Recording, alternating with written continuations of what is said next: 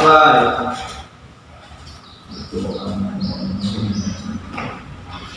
Doa selesai.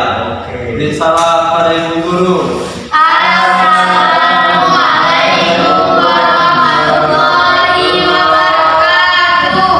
Waalaikumsalam warahmatullahi wabarakatuh. Bu apa dulu ya? Ya Bu.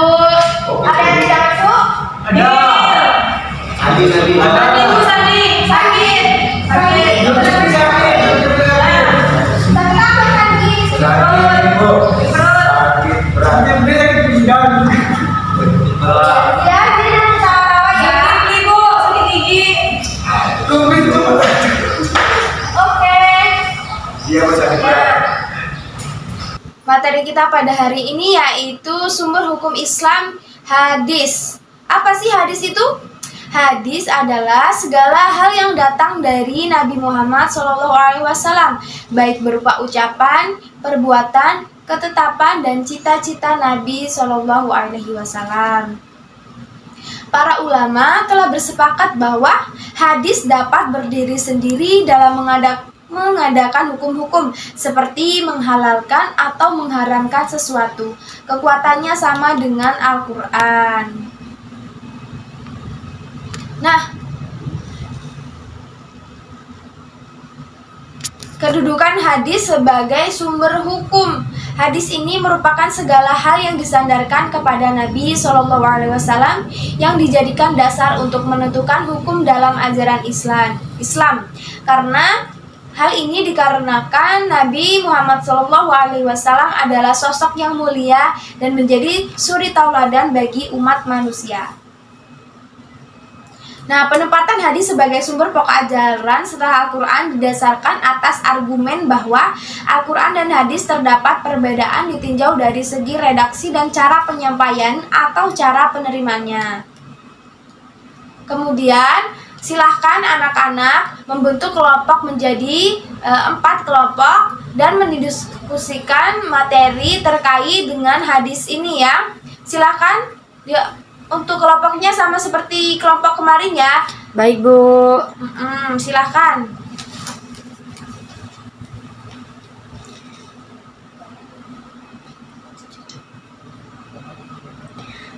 Baik.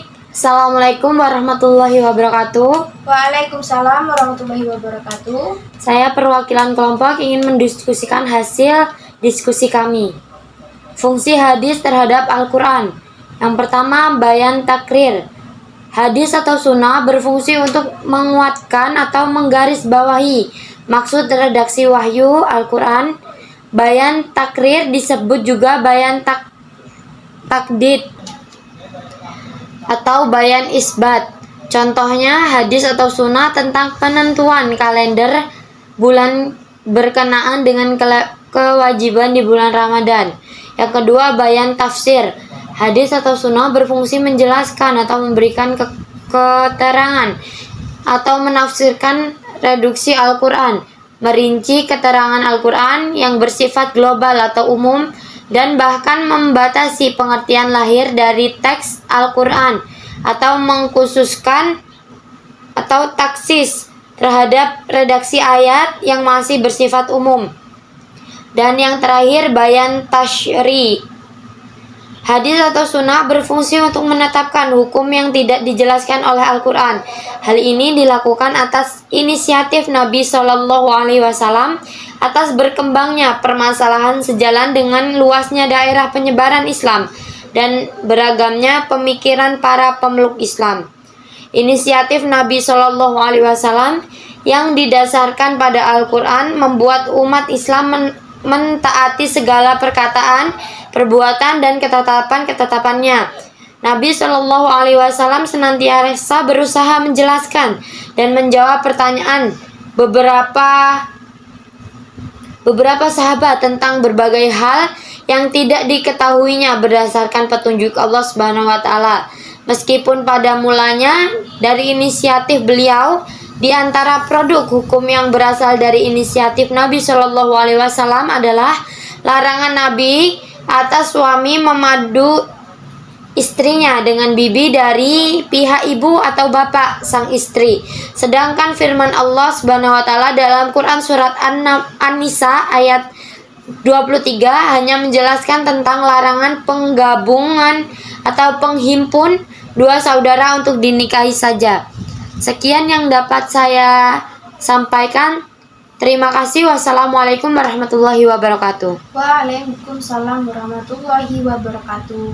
Jadi fungsi hadis terhadap Al-Quran yang pertama ada apa? Bayan takrir. Kedua, bayan tafsir. Yang ketiga apa?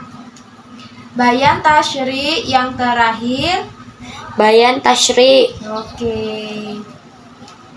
Nah, pembelajaran kali ini kita cukupkan ya. Ada yang tidak jelas atau tidak dapat dimengerti?